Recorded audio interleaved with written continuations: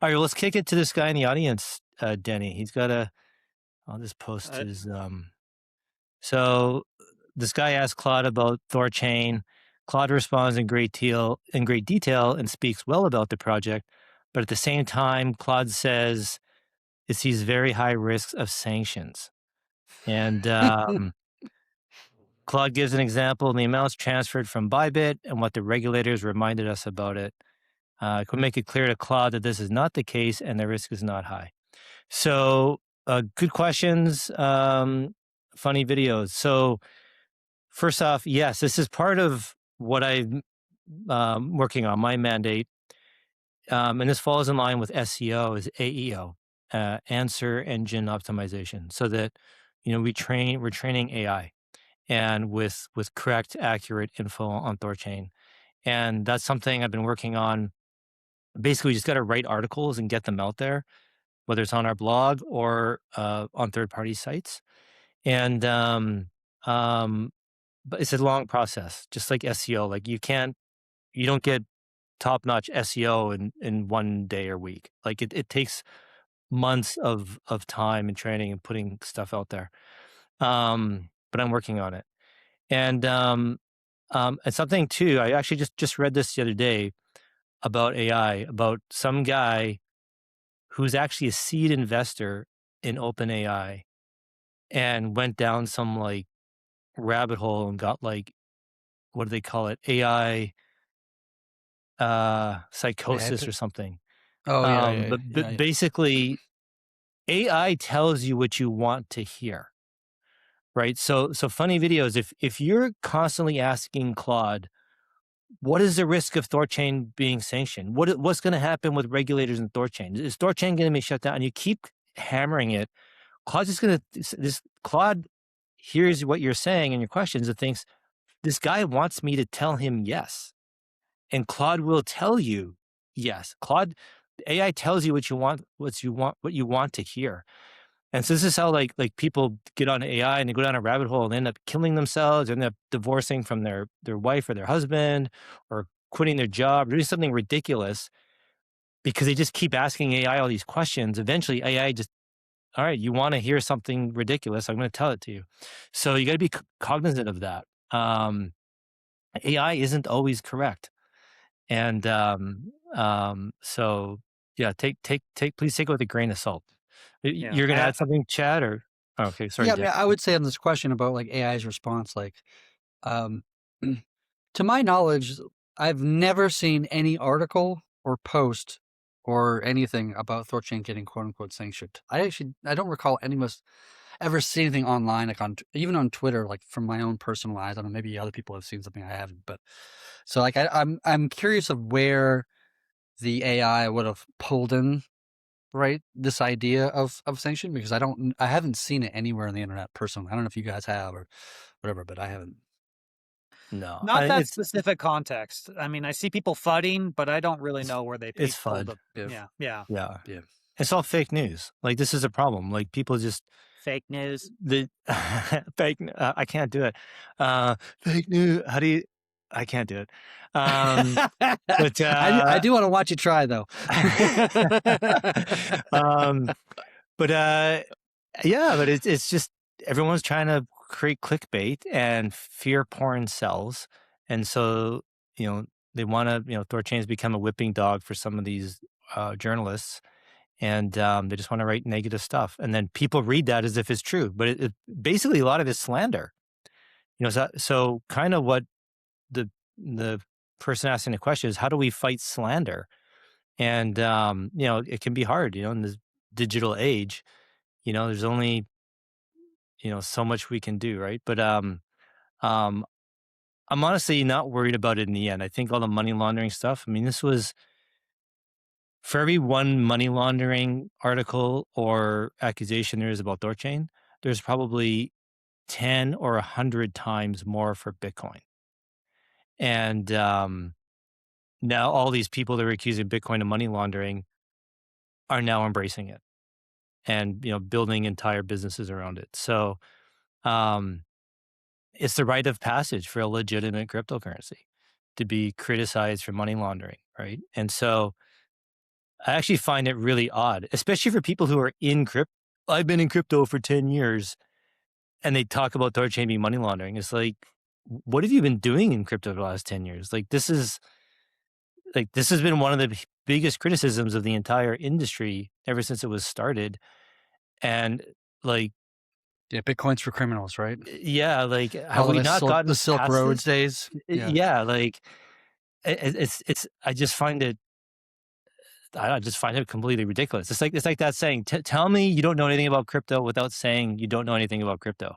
It's If you're true. so worried about the money laundering, like, to be talking about that still is so 2015, you know? You know? It's a crypto boomer speak. You know what I mean? It That's what it is, is. yeah. Yeah. So I think it's great, you guys. I love those articles. I think it's great advertising for us. It for people who really understand the point of crypto.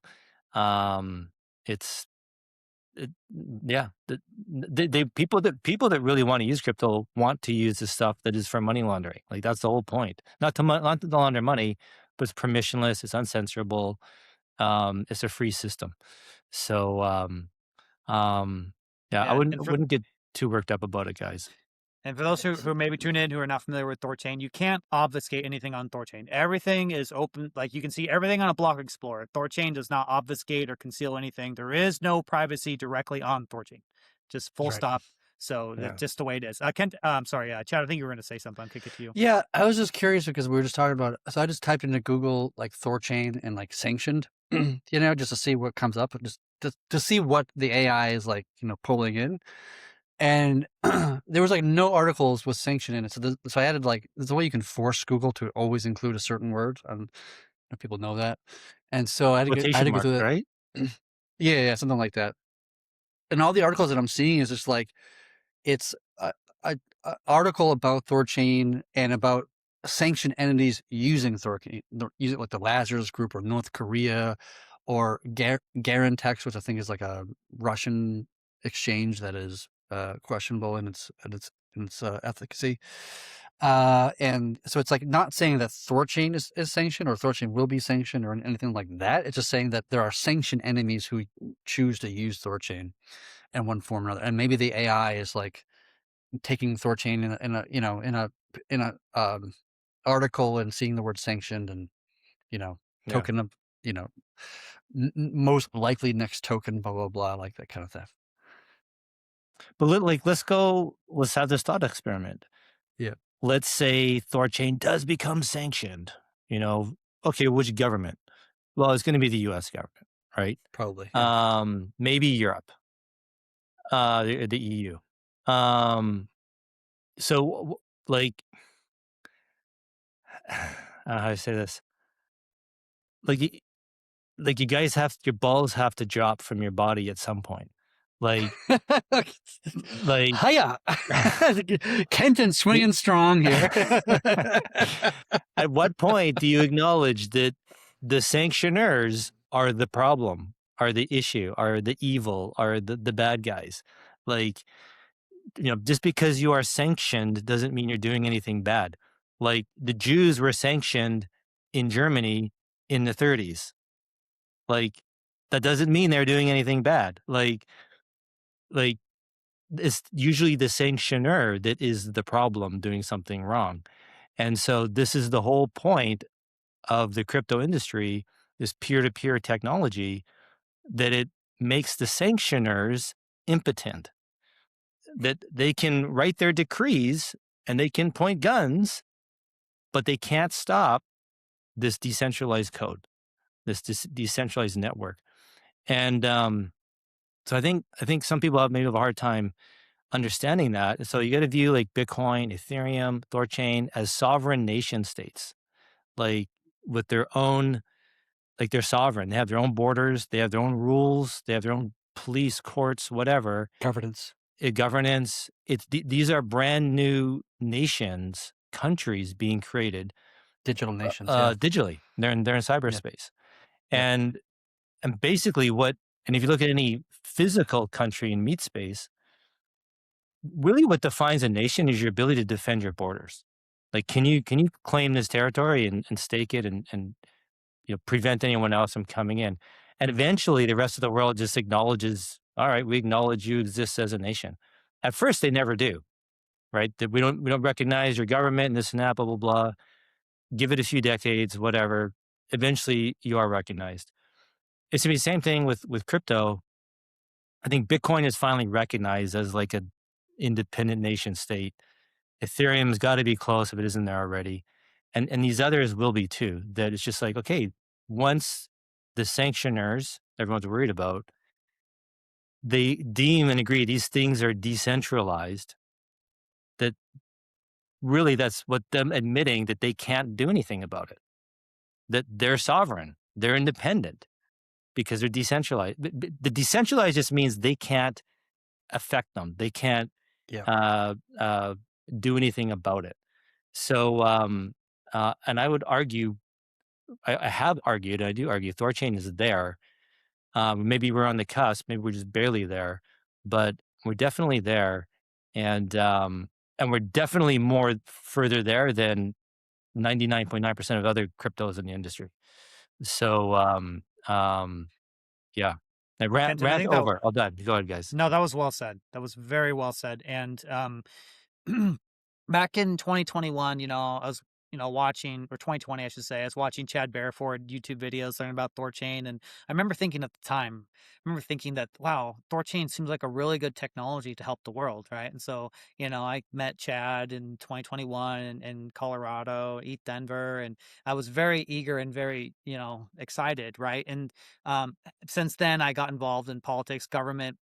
And then, it's so funny to me that people like want to throw the claim of money laundering at THORChain, which again, we've established you can technically not do on THORChain. But I learned that the economic system as it's set up right now in traditional finance is built from the ground up to facilitate money laundering. That's what it is, right? Like the people who do the money laundering are wagging the finger, accusing the protocol that can't money launder. It's hilarious. And it's come to my point now, especially in 2026, 2025. If I was motivated before, I once thought that THORChain would be good for the world. I am becoming to the conclusion that it's one of the only solutions. And so THORChain is the solution, you guys. I cannot emphasize that enough. And that's why we're never going to stop, because this is the way it's got to be. Chad, I think I cut you off. Were you going to say something? We do have two questions piling up. Go ahead. I was going to say, like, on the topic of sanctions, kind of another kind of just a fun thought experiment just to kind of ponder on. Like in a matter of speaking, if we assume for the moment that THORChain is its own state, right? Just for hypothetical conversation here. THORChain has the ability to sanction others if it chose to see so. Like if you wanted to ban a certain address, like if you were to say this address is not going to trade on THORChain, hypothetically, because I know it's all come together and to make this agreement to do so, that would be in effect a sanction, right? Because you are saying that you are sanctioned, we are not going to interact or trade with you, which is commonly what a sanction is. I'm from one country to another countries. We're sanctioning you. We're going to ban, lumber sales in Canada, for example. I'm going to pick on Kent because he's Canadian there, but we could imagine a hypothetical scenario where, the United States government is now integrated with THORChain itself, because Bitcoin and stables are now an integral part of society. And so now banks deal with Bitcoin and stable coins and like all these other things, right? And maybe for them, they're using THORChain because it's fast, efficient, and cheap, blah, blah, blah, whatever. I don't know. This is all hypothetical, of course. Like the protocol could, in theory, sanction the United States of America. And that's, in that scenario, it is like technically feasible in this kind of fun little thought experiment that this state of THORChain could sanction the United States of America in this kind of, and I find that idea just hysterically kind of funny in a sense. Not to mention, it's actually hard for them to, like, this from a more technical perspective. It's very hard for the United States to actually sanction THORChain. They did it with Tornado Cash, and they did it by saying that these addresses, right, that are run by Tornado Cash are now sanctioned. But because we churn every 3 days, our addresses change every 3 days. So the sanctioner, the United States Sanction Office, what's it called, OTFC or whatever, I can't remember the name of it. OFAC? OFAC, yeah. OFAC would need to update their list every 3 days in order to stay on top of it, which I don't know if they even have the capability. Like, I don't know what the bureaucracy is to actually to do a sanction, right? You can't just a guy just decides it and sanction that, signs a thing and then it's done. I would imagine if you want to sanction something, it takes time and many signatures and committees to come together, like just the bureaucracy of government to step in and make it difficult. So I would wonder if they could practically even sanction the protocol stuff, just because it churns its addresses every few days, Yeah. And then it becomes hard because you can't say oh, where all the money goes is also sanctioned. Well, that would mean that the trade that Kenton did yesterday is now sanctioned, his wallet. Why is Kenton being sanctioned here? Why is he being rolled up into this thing? That makes no sense either. Yeah. So it just becomes a very kind of fascinating, almost practical technical challenge of how would a government actually sanction an entity like THORChain that is constantly churning every few days? It becomes increasingly difficult, I would think. Yeah. I do have a question Well, on this. can I? Go ahead, Kenton. I Yep. want to keep add to it. So Denny, you mentioned the existing financial system is built to launder money, and you're totally right. Andreas Antonopoulos he would rant about this. I posted 2 videos from Andreas in the chat. Watch, what's the guy's name?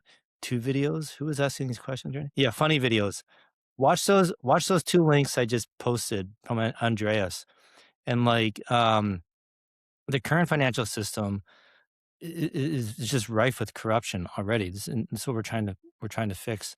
But let's just, despite everything Chad said, let's just pretend they still find a way to sanction us, to sanction THORChain, whatever that looks like. It's a capital control. So at some, this is something people in the West have no experience with a currency actually collapsing. When a financial system is collapsing, the local government puts in capital controls, which is preventing money from leaving the country.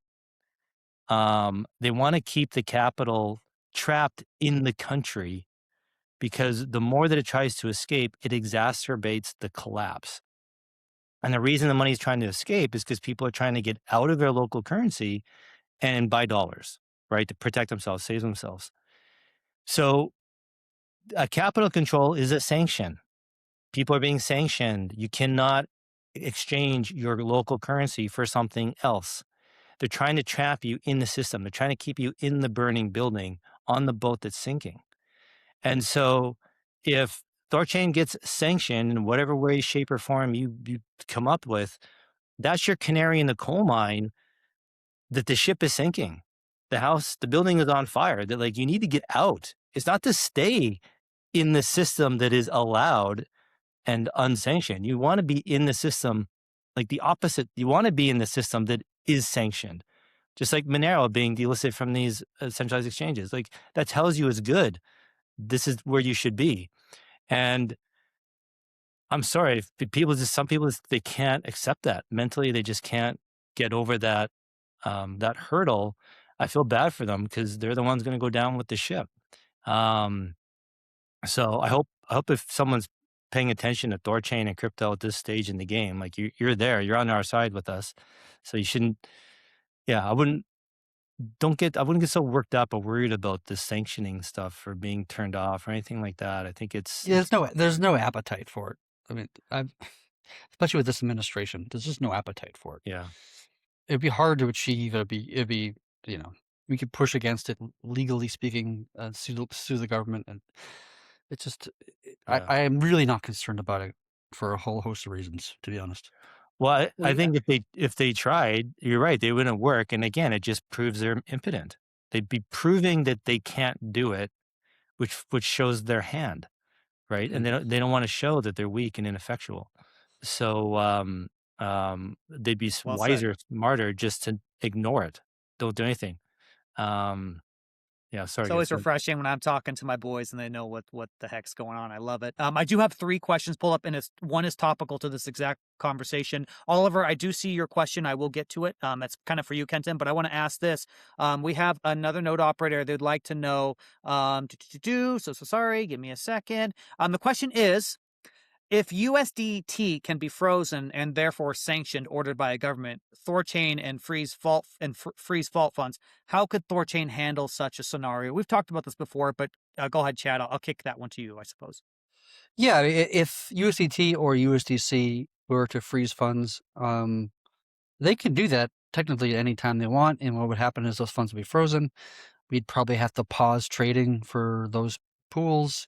If you're an LP of that pool, sorry, you just lost half of your value. And then we would carry on. But like honestly, like that's never even close to ever happened in our history. Not just THORChain history, but just the crypto industry. Like you've never sanctioned. They've always sanctioned, or not sanctioned, but frozen funds into a wallet with stolen funds. Like I stole funds from this smart contract and I put it into my EOA wallet, and then that wallet gets frozen. That's happened, and that's very clear and obvious that like these funds are stolen. Blah blah blah blah.